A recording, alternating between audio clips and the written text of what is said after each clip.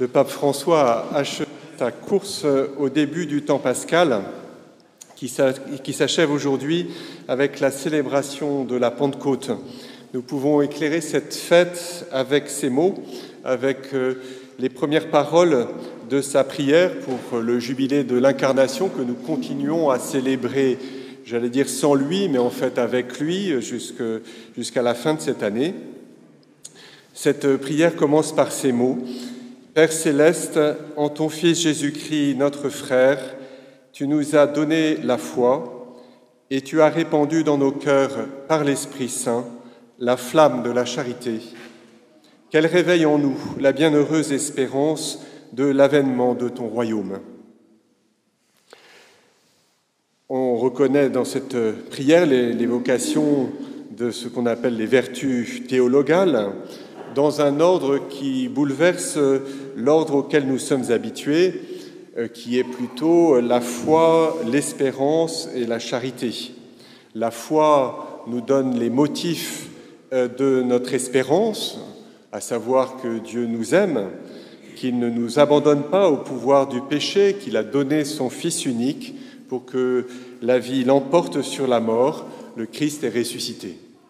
Et l'espérance, à son tour, nous fait aimer l'auteur d'un si grand bien.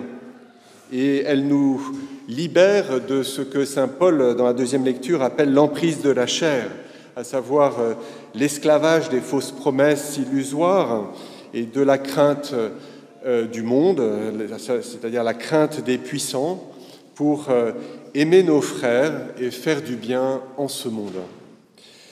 La foi donc précède l'espérance et l'espérance précède la charité au sens où chacune donne des motifs à la suivante.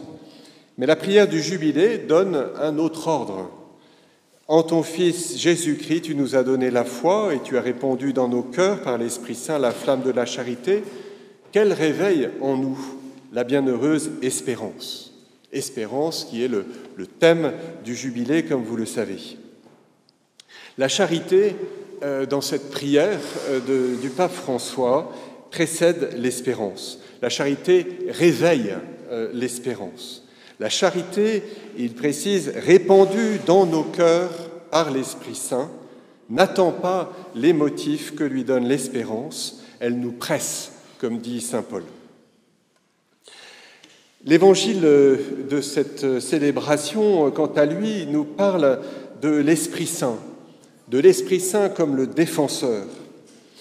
Dans le discours d'adieu après la scène, Jésus annonce la venue du Saint-Esprit pour la mission future des apôtres dans le monde, un monde qu'il décrit sans cacher que les disciples y trouveront l'adversité et la persécution et l'ennemi de leur âme.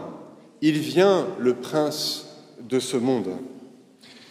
Dit-il quelques versets après l'extrait que nous avons lu.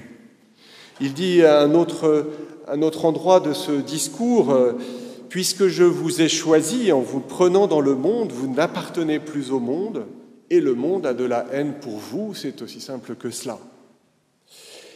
Et ce long discours se termine encore par ces paroles, « Dans le monde, vous avez à souffrir, mais courage, moi je suis vainqueur du monde. » Bref, la dominante de ce discours, la couleur de ce discours après la scène qui annonce la mission à venir est cette perspective d'un monde hostile. Et pourtant, ils sont envoyés porter la bonne nouvelle. Ils sont envoyés porter un motif de joie pour toute la terre. C'est ce qui a été annoncé par les anges aux bergers au moment de la naissance du Christ. Une grande joie pour tout le peuple. Il faut que rien ne les arrête, car tout homme est aimé de Dieu et tout homme est appelé à recevoir la vie de lui, à recevoir une vie renouvelée, à rentrer en communion avec Dieu de recevoir la vie en plénitude. La clé de cette mission paradoxale, c'est le paraclet, celui qui est traduit ici le défenseur, ou on peut traduire aussi l'avocat, au sens où l'avocat est celui qui est appelé auprès de vous, c'est le sens du mot grec, parakletos, il est appelé auprès de vous pour parler pour vous. Il parle avec éloquence pour défendre votre cause, malgré la charge qui pèse sur vous et l'assurance tranquille de votre adversaire. Il sera pour toujours avec vous. Quelle consolation que donne cette parole dans cet évangile. Pour que l'évangile avance en ce monde, il faut cette assurance que donne le défenseur, il faut la paix qui vient de lui.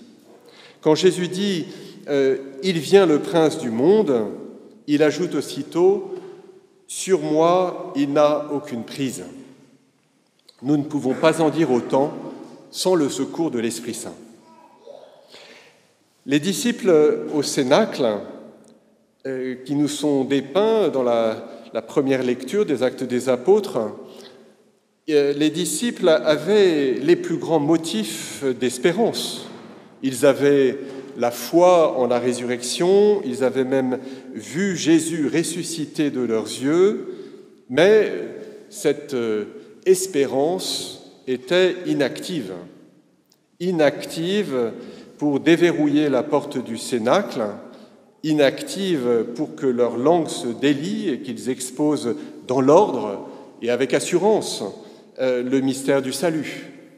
Et en témoignant eux-mêmes de ce qu'ils ont vécu. Inactive ce début d'espérance, déjà pour se souvenir des choses au bon moment dans un dialogue difficile, se souvenir de la parole éclairante de Jésus, pour avoir l'intelligence de ces paroles, pour être ses témoins.